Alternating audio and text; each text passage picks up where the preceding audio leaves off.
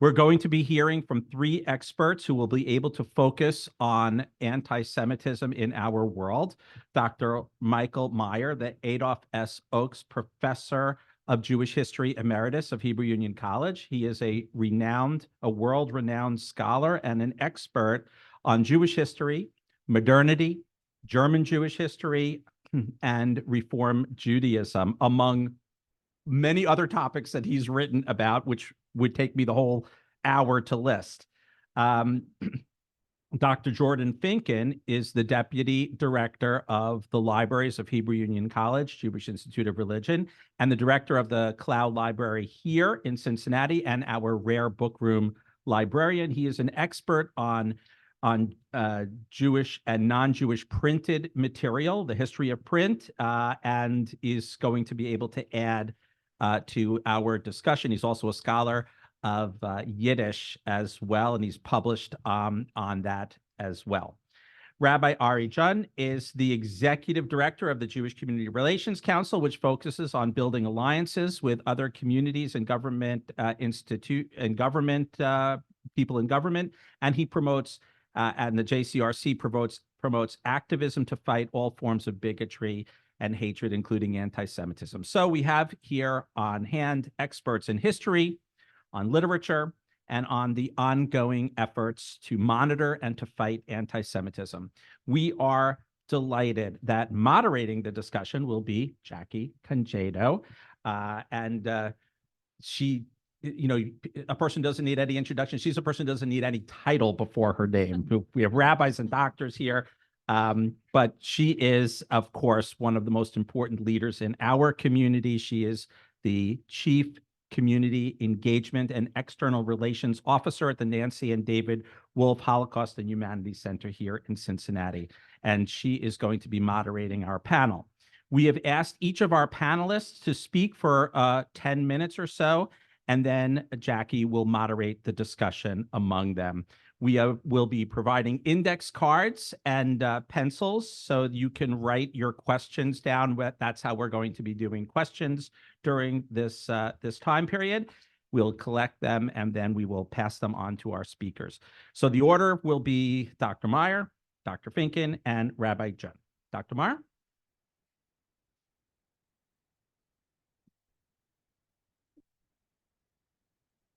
Chag Sameach, happy Hanukkah. There are many definitions of anti-Semitism. No doubt you have heard them or seen them. They appear in the newspapers. They come from government agencies. They come from Jewish organizations. Well, let me add to that list with my own definition, which I think is probably the very broadest of them all. It is simply this, in 5 words. Anti-Semitism is opposition to the Jews as Jews. The term opposition will include everything from an anti-Semitic joke in some suite in a corporation, all the way to the genocide perpetrated by the Nazis. Jews has to also be understood in two ways when we are speaking of anti-Semitism. Anti-Semitism is opposition to Jews in a way that Jews don't regard themselves as Jews. And it is also opposition to Jews precisely in the ways that they identify themselves. Let me explain what I mean. Jews can be defined, as they were by the Nazis, as being a race. But most Jews, very few Jews, would say, my Judaism lies in my racial identity.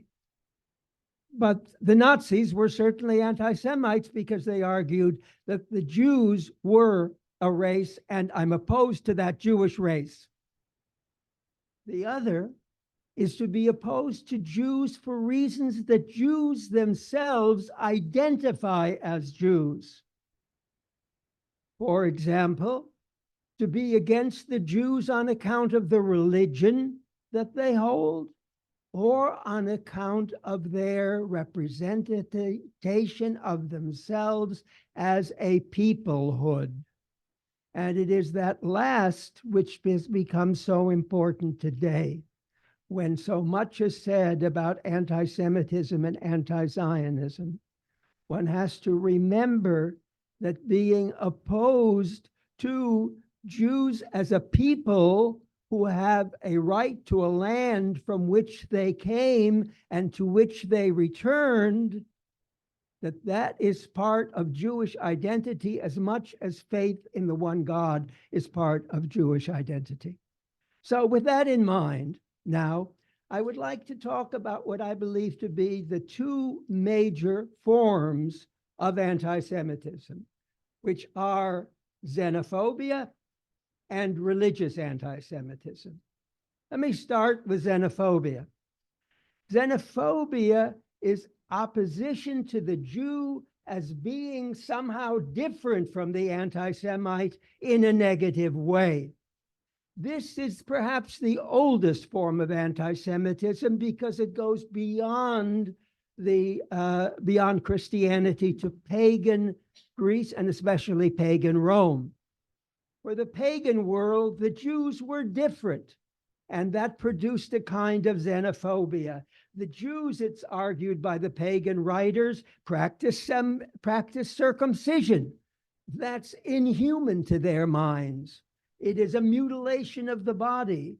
Moreover, they're different from us, not just because they practice circumcision, but because they also don't eat what we eat. They don't eat the pig, for example. And of course, very dangerously, the Jews are different from the pagans because they, and even their slaves, don't work on the Sabbath. In the Nazi world, Jews are different as a race because they are an inhuman race. The Nazis declared the Jews were not fully human. They were vermin. They were parasites. Or they're very clever and sly, and therefore they are very dangerous. They are foreigners, a foreign race. Today, we see that xenophobia manifest in white supremacists who claim the Jews are different from us. They're not white. And ironically, we see it also among certain Black anti-Semites, like, for example, Louis Farrakhan, who claims that the Jews are not only satanic, but they are white, and therefore they are different from us. In each case, the Jews are different. They are not part of our community. They are foreign to our own identities. Secondly, the religious opposition. Among Christians, of course, the story related in the New Testament about the killing of Christ and the notion that Jews in following generations have the same hatred for Christ that Jews did in biblical times. And among Muslims, the resentment that the Jews living in what became the Muslim world, refused to accept Muhammad as the prophet. The text for this I will quote only very, very briefly. In Christianity, the New Testament, Matthew 27, quote, "All the people answered Pilate, 'His blood be on us and our children.'" And our children was always understood to be descendants and not just the first generation of children. Or John 8, you are of your father the devil, and your will is to do your father's desires. Not surprising that during the Middle Ages, Jews were frequently pictured as latter-day devils. In Islam, Quran, Surah 5, the Jews who do not accept Muhammad are regarded as individuals for whom there is ignominy in this world and punishment untold in the next. Now, both in the New Testament and in the Quran, there are passages more favorable to Jews. But if you're an anti-Semite and you're looking for something in your tradition that justifies your hatred of Jews, your opposition to Jews, there are passages that you can go to in the Christian basic text and in the Muslim basic text.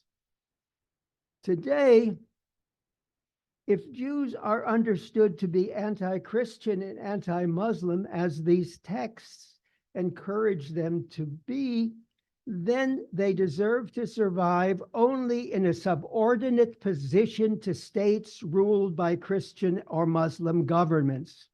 Historically, for within the Christian world, that meant that Jews were locked into ghettos, and in the Muslim world, they were put into the status of being dhimmi, which meant that they were tolerated, but they were never to be in a position to exercise authority over Muslims.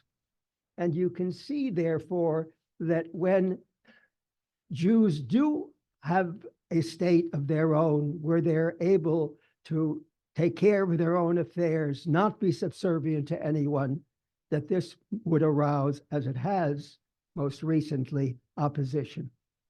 Now, finally, I want to not close this without mentioning a text that is rather unusual and an accusation made against Jews, which is unusual, almost never heard in the world today, but was very commonly heard in earlier times.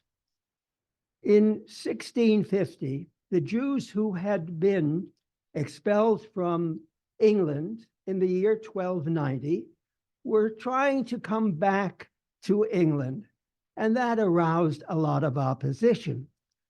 It was also at this time, in the year 1650, that a British scholar decided to translate a Jewish text, a Hebrew version of the ancient historian Josephus called Yosipon, and to this translation into the English language, this scholar added an epistle dedicatory, as it was called.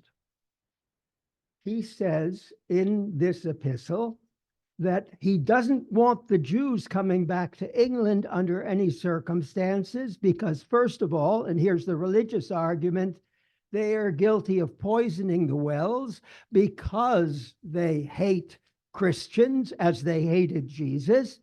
And of course, they are guilty of crucifying Christian children and sometimes murdering them to use their blood for the baking of matzah.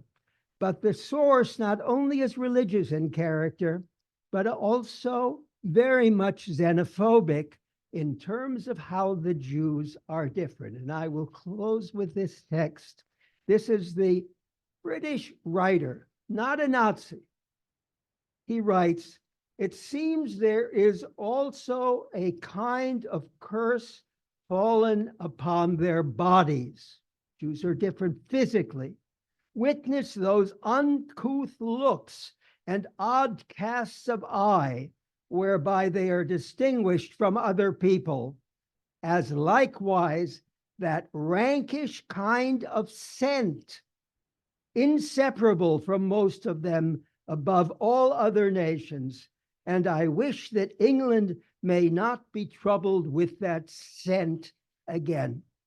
It was a very common notion until modern times that Jews had an awful odor about them, just as it was believed in the South in America that blacks had a characteristic odor. So that anti-Semitism then, opposition to Jews as Jews, based on motivations that can be religious in character or the unwillingness to tolerate people who are different. Thank you. All right, wonderful. Hello, everyone. Excuse me. So when I was thinking about the subject, anti-Semitism, one of the, and physical manifestations, imagery, one of the things that always pops into my mind I don't know if any of you have seen the movie Love and Death, Woody Allen's Love and Death. There's a scene in which a priest and a boy are talking, having a typical 19th century Russian deep conversation about philosophy. And Spinoza comes up, and the priest says, yes, but Spinoza was a Jew. And the boy said, well, I've never seen a Jew. And he said, how can that be? Here, you've never seen a Jew? I have some sketches. And he pulls out some sketches, and the boy is amazed. Do they all have these horns? He said, no, that's the German Jew. The Russian Jew has these stripes, right? So the point is, two important points, aside from the humor, is that he has the images at the ready, right? That it's a preoccupation, right? It's an ingrained element of how this priest looks at the world. And second, the rhetorical effectiveness of printed matter, right? That the tangible replaces the factual. So in what follows, I'm just going to take a few salient examples. I'm not going to give you a tour d'horizon. I'm not going to create a theory, but I just want to take some examples from our collections to make a few larger points.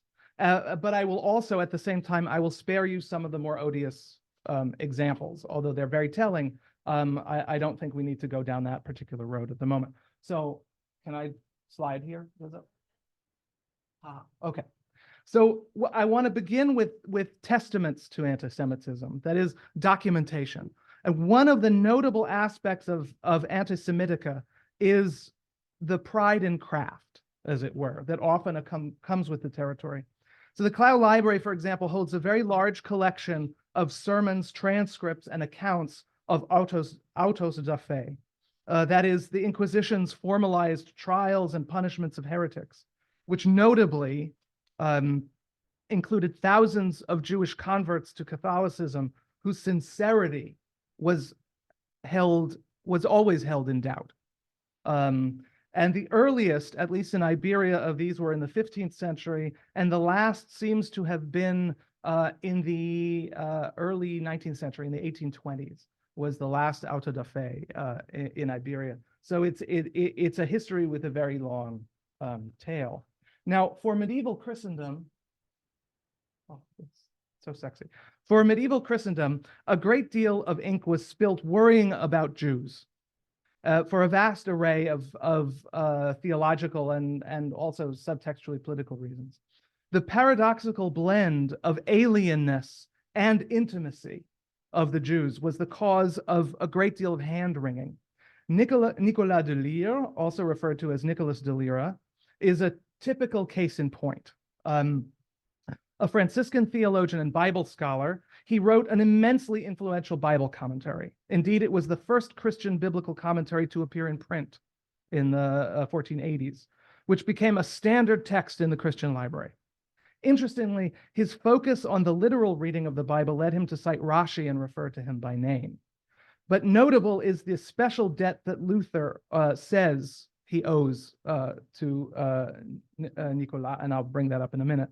But I draw your attention here to this libellus, this little book, which is effectively an appendix to his Bible commentary, known as Contra Perfidiam Judaeorum, against the perfidy of the Jews. Apart from the typical theological attacks he launches against Jews in this and other works, what is important is that it is a work intended for a scholarly audience. It was written in Latin as an appendix to a Bible commentary, and it was not designed for mass appeal. But I will focus on the fact that nevertheless, within a generation of the advent of print in the West, Gutenberg's press didn't get cracking until about 1450, 1455. Space and attention is already explicitly being devoted to anti-Semitica, to making concerted and definitive arguments. I mentioned Luther, and in many ways, with Luther, it all changes. While early in his career, Luther thought Jews could be prevailed upon to convert, later in life, he famously became rather rabid in his anti-Semitism, and he marshals all of the arguments again that Dr. Meyer presented, not just theological, but as a people, as a collective. What Nicolas de Lille referred to in a sort of Napoleonic vein as perfidious Jewry, Luther doubled down on in German vernacular as von den Juden und ihre Lügen, on the Jews and their lies, a scurrilous tract of immense influence, due not only to the nastiness of the rhetoric, but also the fame of the author. Of note is that marshaling the same so-called evidence, the intended audience was now not a scholarly elite, but a much wider readership. And what's more, the horned caricature of the monstrous Jew calling the tunes on his wee piano puts the ideas into a completely different context, right? This is not a scholarly, even though it contains rational argument or pseudo-rational arguments. That's not the context that we are talking about. This transformation of context from scholarly to popular can be seen in simultaneous publications of books in both Latin and translations into vernacular languages. We are translating ideas now for a different readership, a different purpose.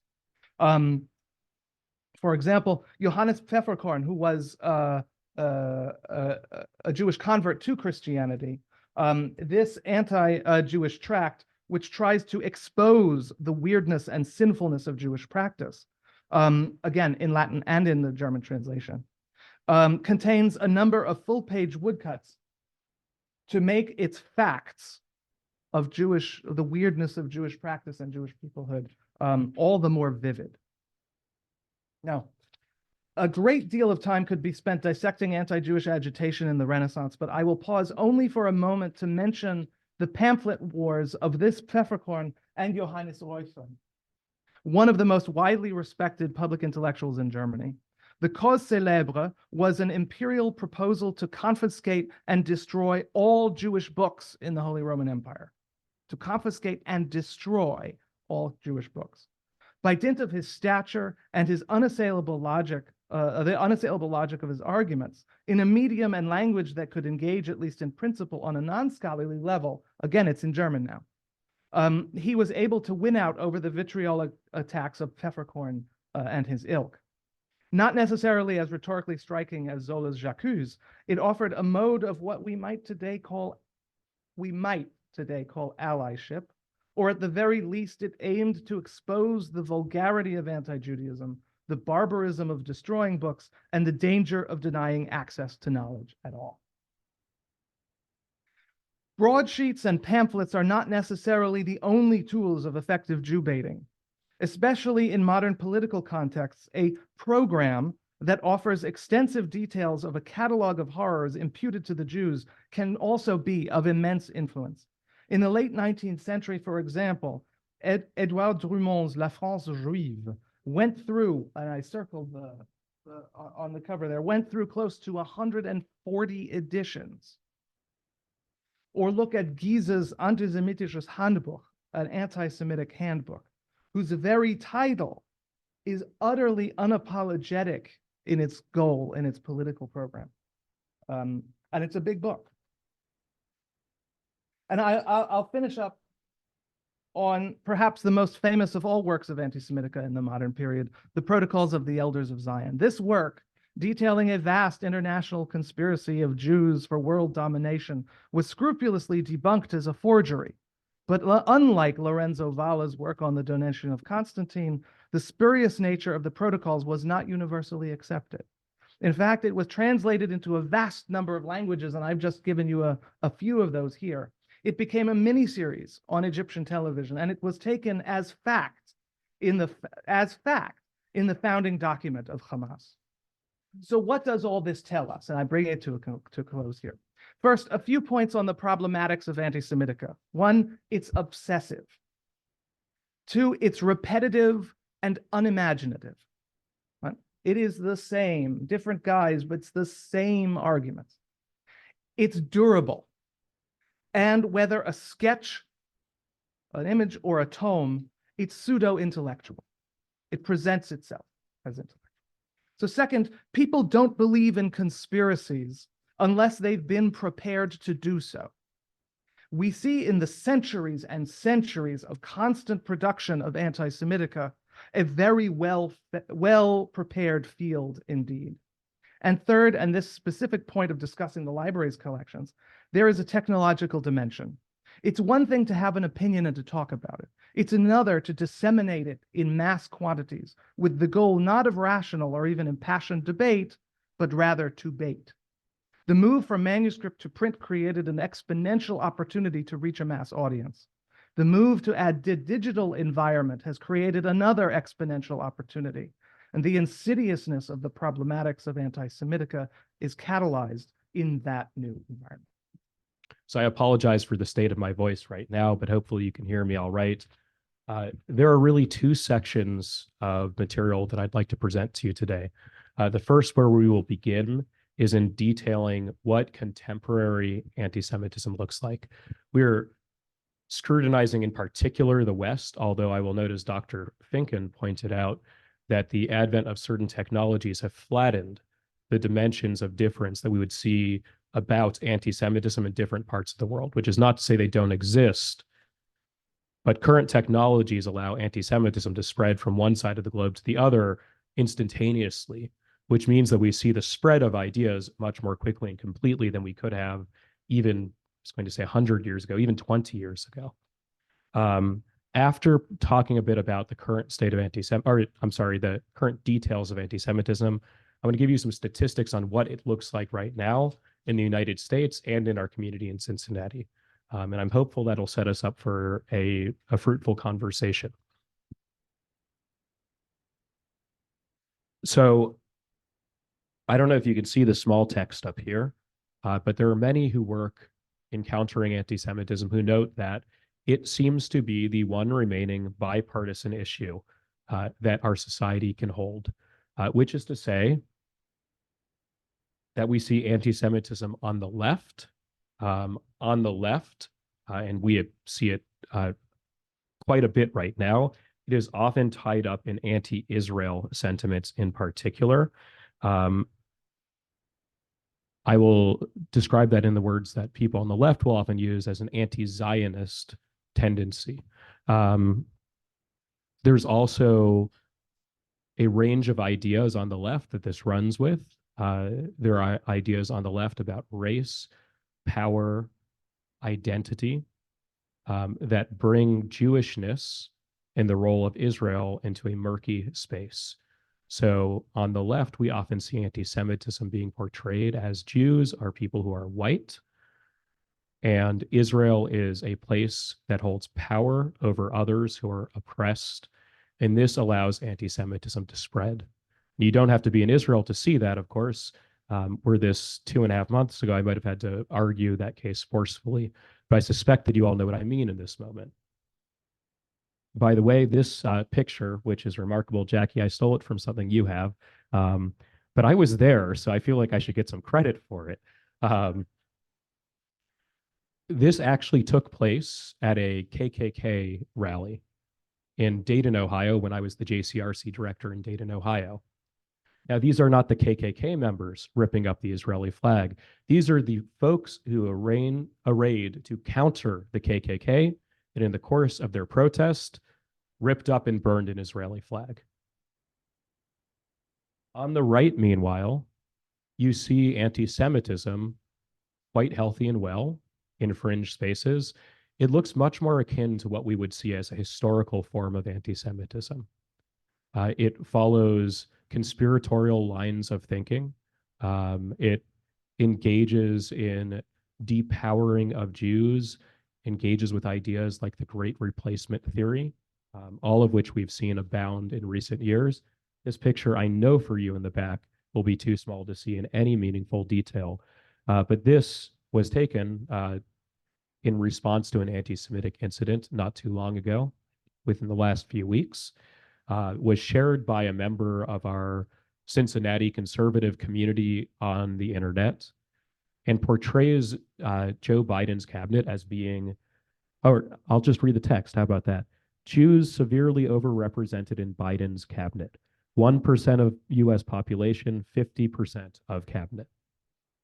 These portrayals of Jews hoarding power are classic ideas, and they continue to get traffic and airplay on the right.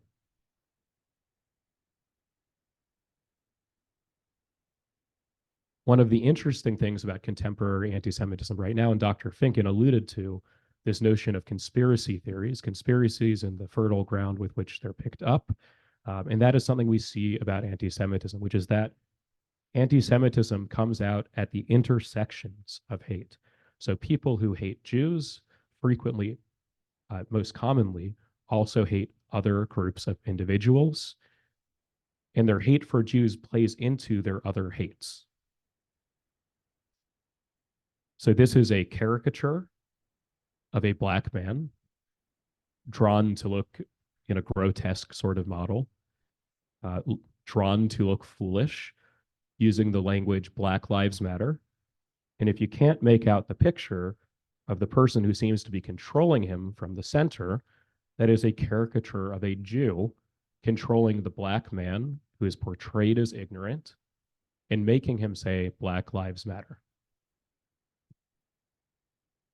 This one as well, this was again taken from a recent report just in the last number of days. For those of you who can't make out all of the detail, this is a grotesque head. If you can't see it, it's actually a spider. It has legs, which is a common classic portrayal of Jews as both vermin and having some kind of sinister web power that controls things around them. How can we be sure it's a Jewish? There is a Star of David atop it. And in front of the Jewish spider, which seems to be controlling this, are all of, in the cartoonist viewpoint, these negative forces in society: feminism, anarchy, same-sex marriage, a pride flag, Black Lives Matter, etc. So this sense of Jews taking control of other minority forces and being behind evil at that intersection of hate also plays a major role in the anti-Semitism we see today. And there's one last issue, of course, that, again, maybe I would have had to more forcefully explain this when we started planning this panel, but not quite so much so today. There is a major affinity between those who oppose and critique Israel and anti-Semitism. That is not whatsoever to say that critique of Israel is in and of itself as anti-Semitic, or that all people who critique Israel are anti-Semitic. Ask any Jew you know, and they will help you to clarify that point.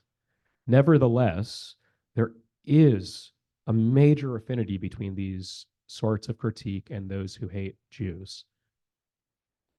In that video that I wanted to play from Rabbi Sachs, one of the points he emphasizes is that whereas historically speaking, hate against Jews once upon a time relied on hate of Jews for their religious practices, and then it became a hatred of Jews for who they were or who they are in their genes, a racial view of hatred of Jews.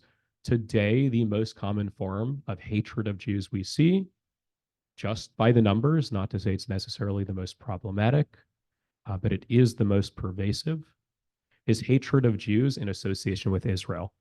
So Natan Sharansky has actually laid out a three-part test. He calls it the 3D test that can help to ascertain when critique of Israel is itself meant as anti-Semitism, or if not meant as anti-Semitism, happens to run in parallel with anti-Semitism. His 3Ds are demonization, that is to say, discussion of Israel that seeks to uniquely demonize Israel amongst peoples and nations in the world. So when you refer to Israel as a Nazi entity, as we saw in Cincinnati, we continue to see in Cincinnati in protest pro-Palestine, there is a major fascination with calling Israel essentially equivalent to Nazi Germany. When you call it the Great Satan, when you say that if we don't get rid of Israel, we can't undo any other evil in the world, that is uniquely demonizing Israel. It's not in and of itself the dispositive proof that a person is engaging in anti-Semitism, but it should give you reason to pause and ask the question.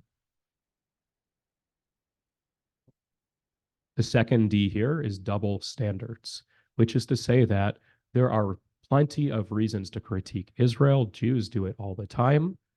But if you find yourself uniquely attracted to critiquing Israel without holding any other place, any other country, any other people around the world to a similar standard, that is good reason to suspect that a person is engaging in anti-Semitism. So if you would expect any other country to be able to engage in a defensive war to take back hostages or respond to rockets being launched into it, then it should be appropriate to expect that Israel does something equivalent. If you are perturbed by what you see as, and what I would dispute as being, but what you see as a genocide against Palestinians, you should be equally perturbed about other ongoing genocides, verifiable genocides going on right now in our world. But if you're only fascinated by one of them, there's reason to suspect that anti-Semitism might be behind the perspective. And the last D that Sharansky gives us is the delegitimization of Israel, which is to say, arguing with whatever sophist logic you might like that Israel has no right to exist. I guess we could fold this into the double standard. Unless that's something you would say about any other country in existence, then walking around chanting from the river to the sea and arguing that Israel has no reason to exist is in and of itself a strong reason to suspect that your argument is tied up with anti-Semitism. So let me shift to the second half of this. What do the details look like right now for anti-Semitism on the rise? Just a few data points to help orient yourselves. So this is a study from Resume Builder. I think they interviewed something around 1,400 hiring managers from around the country. What they found were enormously pervasive views on anti-Semitism in our employment spaces. This was just within the last year. From the FBI, year after year, what we find is that 50 to 60% of religion-based hate crimes are directed against Jews within the United States. Religion-based hate crimes being the second highest category of hate crimes, second to race-based hate crimes. You don't need to be able to make out all of the colors on this chart, but the big piece of the pie at 57% is Jews. And that's despite the fact that Jews represent about 2% of our US population. From the Anti-Defamation League, we see that year after year, we have new all-time highs in anti-Semitism.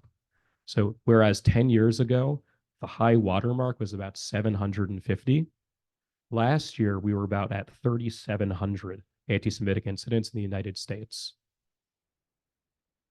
Out of this 10-year range, all but 2 years were new all-time highs. And that was before October 7th, when we saw, according to the ADL, a 400% increase in anti-Semitic incidents in the country. And we should consider ourselves lucky we're in Cincinnati, we might think. But in fact, in Cincinnati, we're probably a bit worse than that 400% metric. Whereas in the prior year preceding October 7th, we had an anti-Semitic incident roughly once a week. Since October 7th, we are closer to a once a day mark.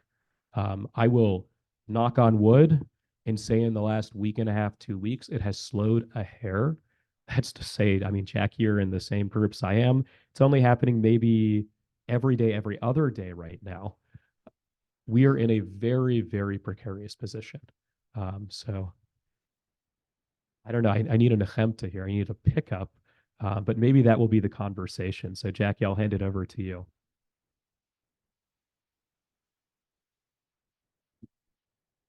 Thank you. And thanks to our distinguished panelists for, I think, an insightful, sobering, and illuminating conversation and for your expertise on this matter.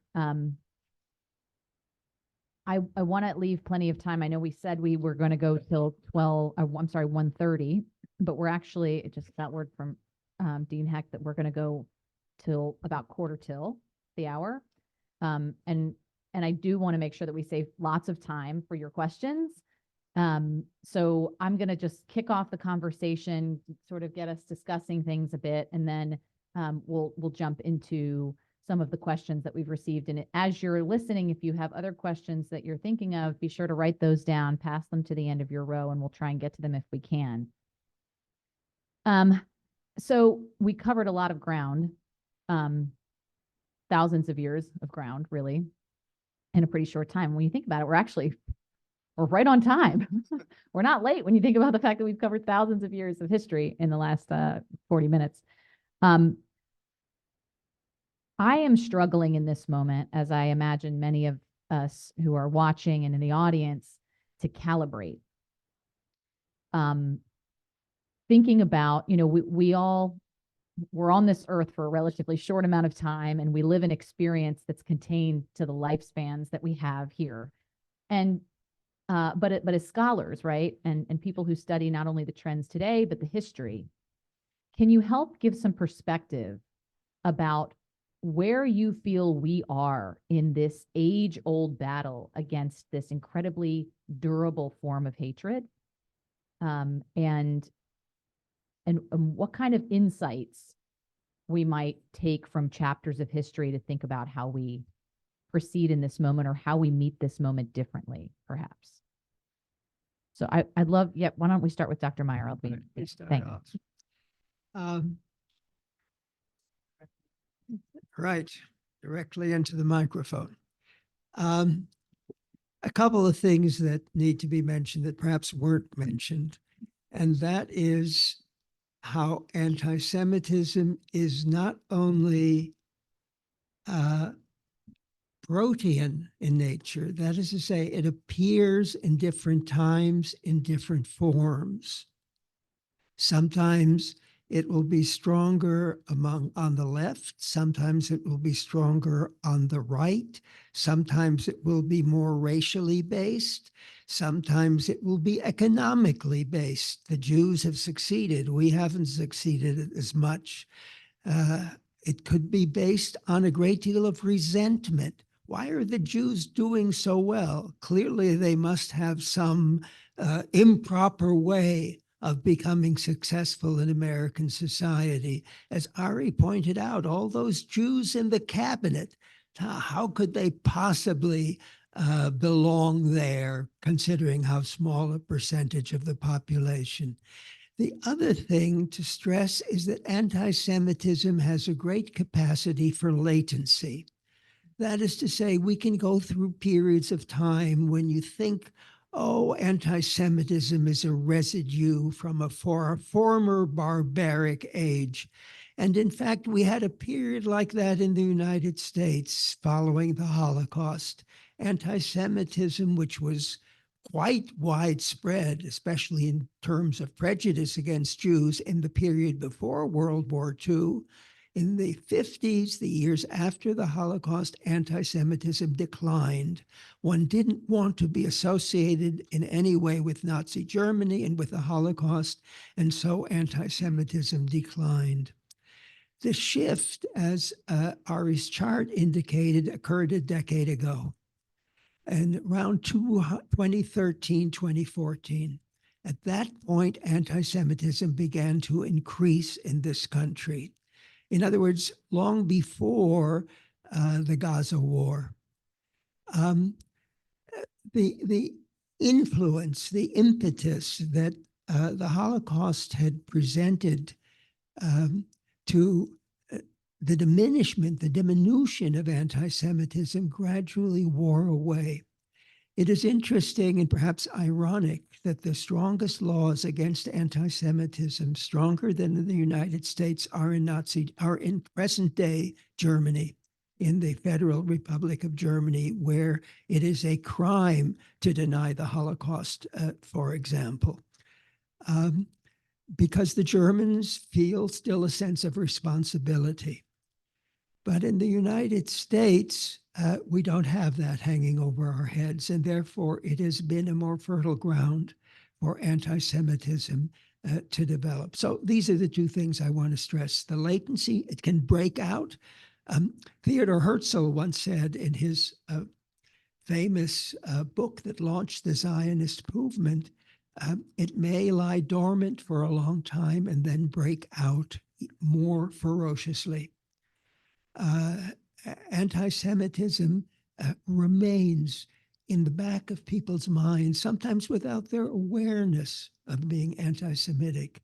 And then something comes along which aggravates it, such as the Gaza war. And you find this tremendous new outburst of anti-Semitism. So latency and multifariousness, those are the things I would stress at this point. Yeah, just to piggyback on that and just to be very brief, from latency, I'd go to cyclicality, right? It was just a different form. But the thing that strikes me is that, you know, every time I think about progress, not only fighting anti-Semitism, but progress in general, is that no fight is ever really won. Is that the struggles and action have to be refought every generation or every whatever it is, that you think you've won and you haven't. So there's no such thing as complacency. Well, there is such a thing as complacency. There's no excuse for complacency. That really is the sort of historical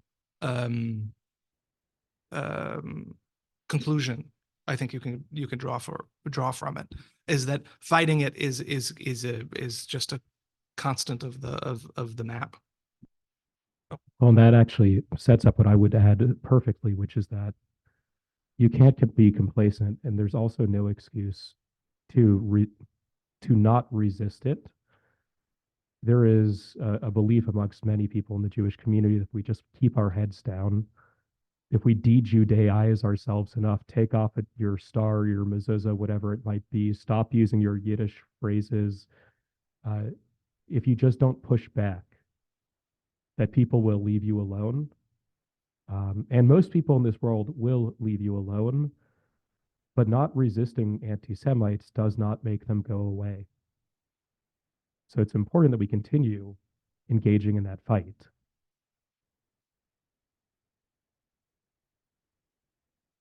Okay, thank you. There's some good questions coming in. I want to make sure I get to them. But first, I'm just kind of observing a few things from the presentations regarding, you know, Dr. Finkin, some of the materials that you showed, talking about sort of the consistent libels and lies, right? And it strikes me that we're living in a moment, perhaps because of, as has been mentioned, the influence of sort of the digital media landscape and the way information and misinformation proliferates so rapidly, that we're living in a space that's sort of like post-fact, right? This where conspiracy theory is rampant, where, you know, all across the political spectrum, creeping towards the center more and more every day. And so what does addressing this issue look like in a moment where we're wrestling with what is true and what isn't true, what information sources do we trust and what do we not trust, and sort of this explosion of conspiracy theory that we're seeing? Anyone want to take a first stab, or I can pick a lucky person to go first? Dr. Finkin, maybe you. I'm just thinking because of the materials, if there's any insights that. Well, I made a brief allusion to the Reuchlin peppercorn, and Jews can't do it themselves is really the unfortunate fact. Jews can do a lot for themselves, but this is something that Jews cannot do solely for themselves. And it's a tall order in a way, but it's we are all in this together, and we rely, just as we rely on our families, we rely on other people to help. And so that, I think, is at least part of the historical trajectory. In answer to your question. And Rabbi Jun, I want you to respond to this as well, but I'm going to add another layer to it with a question that came in. So along the lines of this needing to be a collective fight, right? That this needs to be a collective effort. There's a question that came in about, well, a couple of questions actually about the role of the interfaith community and other faiths. A specific one that I just think is such a beautiful question. And so I'm going to ask it actually right off the note card. As a priest in the church today, what image of the Jew shall I share with our Christian children? And is that a collective effort or something that happens in a homogeneous vacuum? And then they go on very obviously generously to say, my children's image of a Jew is friend, advocate of peace, faithful worshiper, joyful, lover of life, someone who is open to conversation and companionship with Christians. And a note, they said that people do not and perhaps cannot share that which they do not know. So, you know, given the long history of anti-Semitism that's sort of baked into parts of Christian scripture and theology, again, if you're anti-Semitic and you're looking for that, how in contemporary Christian settings can religious leaders do a better job? Well, so one of the strange facets of anti-Semitism is that you all know what a wedge issue is. I've begun to describe in the course of anti-Semitism that Jews are the wedge for both sides of the aisle. And that's why right now, there's no question that we have many allies within Christian spaces. We've long had many allies in Christian spaces, but in this particular moment, Christians, with all of the turmoil in Israel, have really stepped forward. And let me complicate that sentiment. There's probably a reason for that has to do with American partisanship and American politics. That doesn't make it not good faith, but it means that as Jews in this moment, we also become used as a wedge issue in American politics. And it's the same reason that in different years, Jews have had remarkable allies within progressive spaces. And in this moment, we have a major dearth of such allies. It's because we were then, too, the wedge in an American political issue. So here's what I would recommend. I love the litany of nice things for us to think of Jews as. I want to put that on my refrigerator, but I would also, Jews could also be, if there's some good Yiddish words for what Jews also can be. Jews ain't perfect. We have difficult members of our community, as any of us on this panel probably could agree to.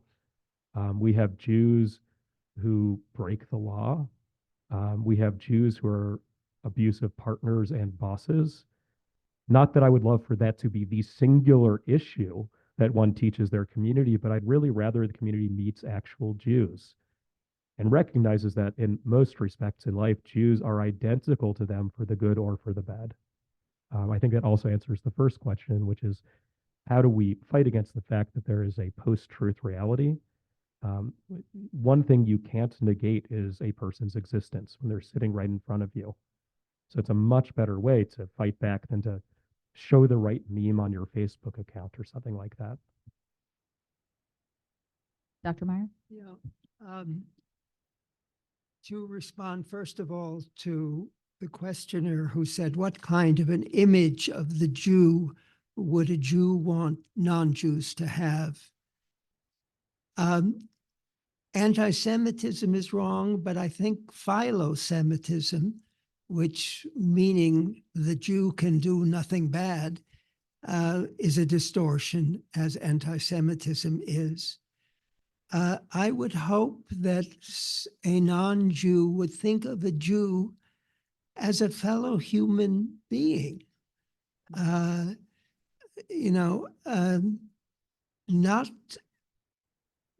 not failing to recognize that there's a different religion there may be different values, but to stress that fundamentally, whether Jew or Christian, we are fundamentally B'nai Adam. We're fundamentally human beings, children of Adam, as the Hebrew expression has it. So I would like a non-Jew to see me as a person and to respect my difference, while at the same time recognizing that underneath we have so much in common. And I'm obviously a little biased on the JCRC work, but that is so much a core part of the role of JCRC. And really, I think the role that we all take seriously in this moment as members of the Jewish community, to be just human ambassadors of our tradition and our people in real world contexts. And, you know, we talk about that, Dr. Meyer, the concept of what it is to humanize and to see the humanity in each other. And I think that there's so many factors in our world working against us in doing that, particularly right now. But this idea of humanizing isn't necessarily to always, you know, see the rosy or to see the dark. It's to really see the humanity in people. And so I love what you both said about sort of philo-Semitism and anti-Semitism. Maybe they're not both sort of on equal footing in terms of bad, but I had to pick one. they're not right. We had to pick one in this moment for sure. But the humanity and just the fact that we are just like everyone else, I think is an important image as well. There are a few questions about the specifics on what we're seeing locally. So I would love to let Rabbi Jun, you can answer these. The first is, can you share a little bit more detail about some of the incidents we're seeing locally? And along with that, in schools specifically, and we work closely together on this at the Holocaust and Humanity Center with the JCRC and other advocacy and Jewish organizational partners responding to these incidents. But the question is, do you see these incidents being labeled as bullying and perhaps not being reported or taken seriously enough? So give us a kind of a smattering of what you're seeing locally, and then specifically in schools, do you think it's underreported? I can say without any question, it's underreported. We know that for a fact because we get reports in passing that haven't made it into our documentation, where someone says, oh, I heard this happened a few weeks ago at so-and-so school, in their workplace, whatever it may have been. So we know that we are missing things. The sorts of things that we are getting include a lot of verbal harassment. There's a significant amount in schools, there's no question, but it's not exclusive to schools. A lot of Nazi imagery. Seen plenty of swastikas. In the school setting, we've had a couple of schools in Cincinnati area where students have walked around saying things like, kill the Jews. I'm grateful to say that we haven't seen many violent, or I should say we have had no truly violent incidents. We've had a couple of close calls. We've had a couple of smaller physical altercations. We had an incident where someone in their car rolled up to an invisible member of the Orthodox community and yelled some slurs and threw a glass of urine at them. I don't know if we call that violent or not, but this is a pretty broad range of problematic actions.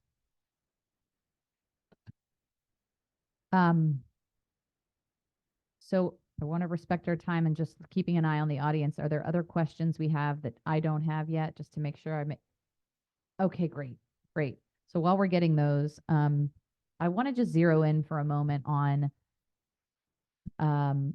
one of the themes, Dr. Finkin, that you hit on, which is this pseudo-intellectual nature of anti-Semitism. It was fascinating to me, you know, and of course, anecdotally in my work, I am aware of this, but just seeing, you know, case in point, how far this goes back and how this really is a foundational sort of signature of this form of prejudice. And it occurs to me that we're seeing that in sort of wide scale, right, in mass across colleges and universities, and in places where, you know, you would think that if education, we believe obviously at the Holocaust and Humanity Center that education is the antidote to hatred, that people can be taught to be hateful, and they can also be taught to see humanity and to be tolerant. And I'm struggling with the fact that we are looking at these institutions of higher learning where, at Harvard and Penn, and I could name a whole laundry list of them right now, where ignorance isn't the problem. It's not that there's a lack of intellect or a lack of education happening. So how do we address that? How do we address that? Any takers?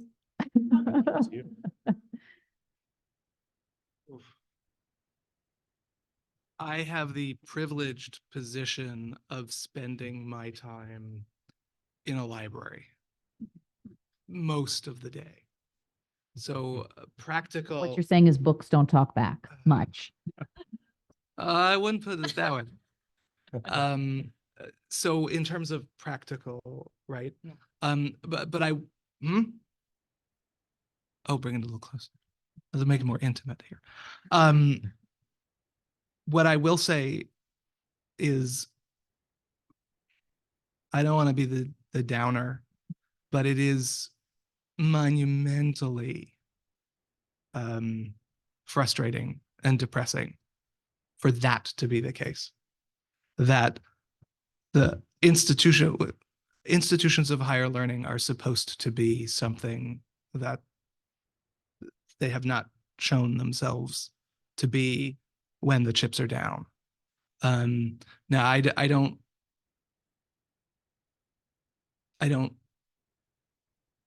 think that they are bastions of purity. They never have been. The problem is we have what we call a marketplace of ideas, and we're really bad at marketing. I mean, it's a weird analogy, but it seems to be the case that we have an intellectual trend that is pseudo-intellectual, right? It walks like a duck, it quacks like a duck, but it's an elephant.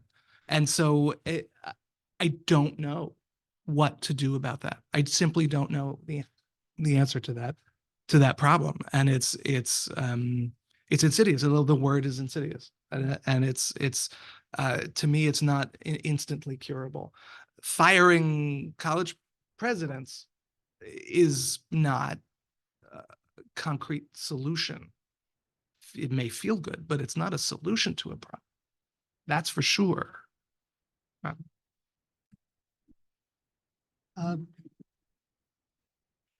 I think at this point we have to say something about the outcropping of anti-Semitism among young people on the political left, which we read so much about in the papers today. And you see words applied to Jews which are not part of the traditional vocabulary of anti-Semitism. Words like colonialism, for example, apartheid, for example. These words are among the nastiest that one can apply, particularly in the young leftist community. But they don't act as words should act, namely as descriptive. They act as epithets, because as soon as you examine a word like colonialism in its historical context, the chief example being Great Britain and India, for example. The British didn't return to a land that had once been theirs. India was not initially British. They came there to exploit the country and to bring the proceeds back to the British Isles. Apartheid, one immediately thinks of South Africa, with how horrible the white minority made life for the blacks in places like Soweto and other places in South Africa. But the Jews, have a population which is racially diverse. You have Black Jews in Israel. You have Druze in Israel. You have a Israeli citizenship, which is not Jewish. Now, I won't, as a critic of Israel, which I consider myself in many ways, I see certain dangers of apartheid under the present government. But I don't believe that Israel is an apartheid society. And that's a big difference. So I think in looking at anti-Semitic literature and in anti-Semitic statements being made in media and on the web, look for what words are being used and whether those words are not epithets rather than descriptive. I can't believe I'm going to do this, but I'm going to be a voice of hope. I'll be a voice of hope. Which is to say that there have been studies done, surveys in the last couple of months, specifically vis-a-vis language use, such as this, words like genocide, apartheid, colonialism, etc. And what they have found is that you're objectively correct that the people who use these words don't use them for what they literally mean. And in fact, in a large number of cases, don't know what they literally mean. That's not the hopeful part, by the way. That might be a condemnation. The hopeful part is that upon being educated about their meanings, people's usage does change. And that's not just my gut instinct to make you feel good. That's meticulous surveying and education. And we have found in the last months that it makes a difference. It's like firing a college president. That alone will not fix the problem, but it is a step in the right direction. All right, well, we're reaching our time. I'm going to just end with each, if each of you can share, there are actually a couple of questions around what can we do? What can we do now? I think some of those things have come out in our conversation, but maybe each of you can share one concrete action that we can all take today and in the days to come to do our part in our time. You know, I think about the long history of anti-Semitism dating back all the way to the foundations of the Jewish people. I think it would be in some ways egocentric and egotistical to think that we will be the end of that trend. But I think, you know, as our tradition teaches us, you know, you're not free to desist from the work, right? We have to do our part in our time. And so what does our part look like today?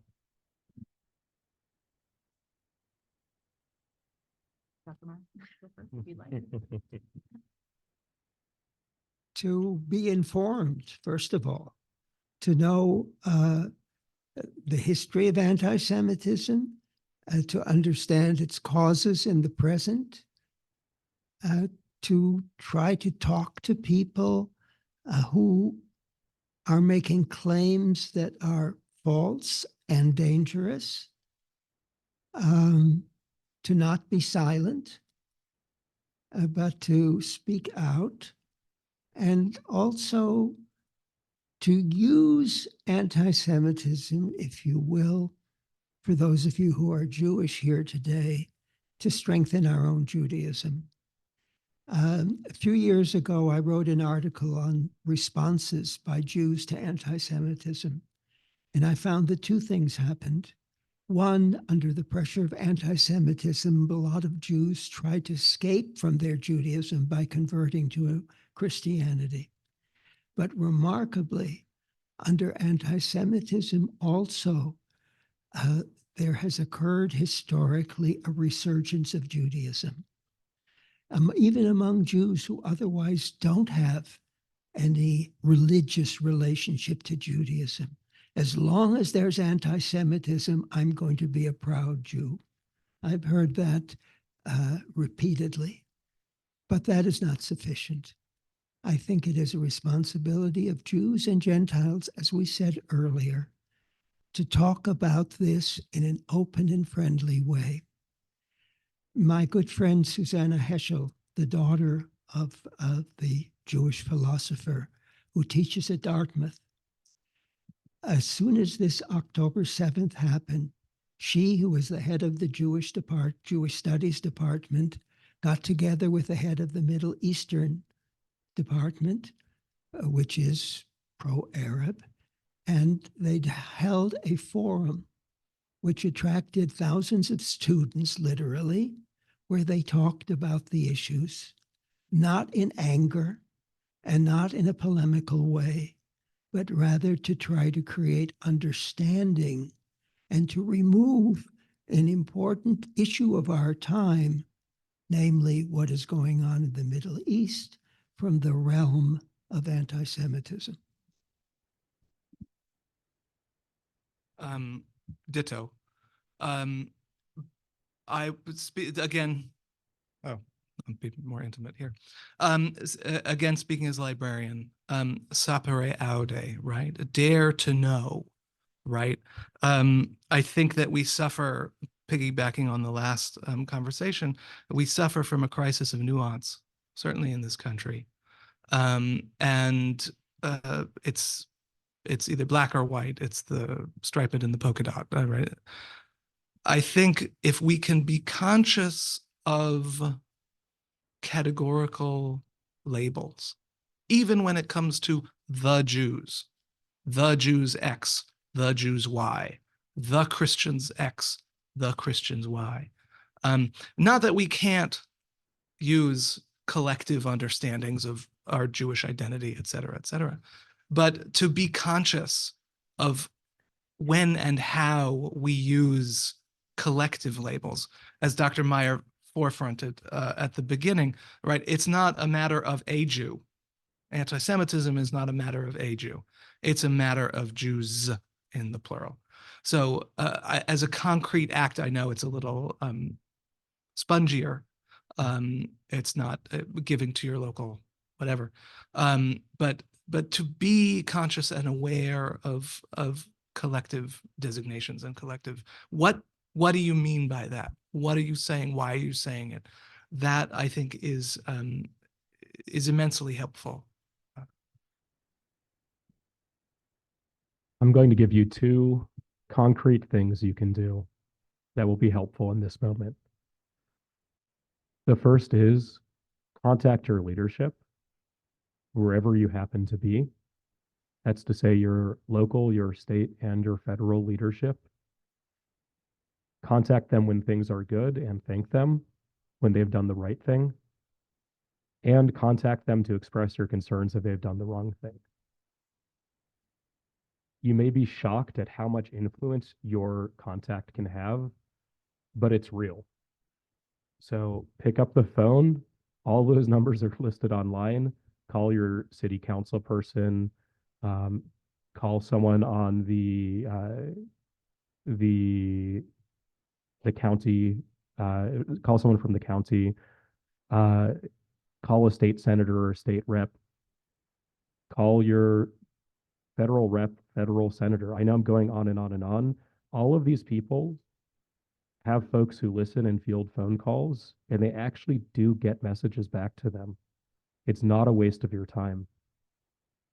And in this moment, there's a lot of anti-Semitism and a lot of urging of politicians to take anti-Semitic, or I'll eschew that word for a moment, to take positions that are harmful to Jews. They're getting encouragement to take positions that are harmful to Jews. So you need to also be a voice to encourage them to take positions that are supportive of Jews.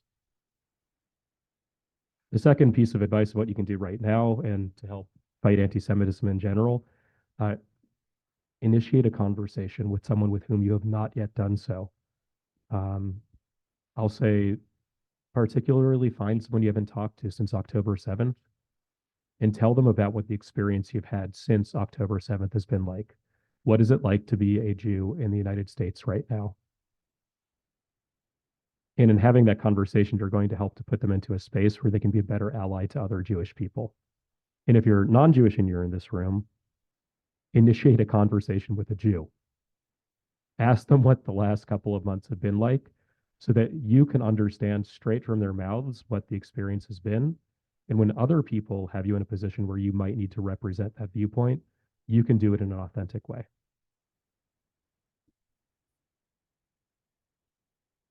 All right. Well, I think we'll leave it there. Thank you all so much. Another round of round of applause for our distinguished panelists. And many thanks to you for taking time on a cold day to shed some light, be here with us in the spirit of learning, leaning into our own curiosity and our own opportunity to make a difference in this moment, and to learn from our history to inform our future. So very much appreciate everyone in attendance on Zoom and in person, and please don't leave without a pastry because there are lots of them left. So do your job and eat something on your way out. Thanks again.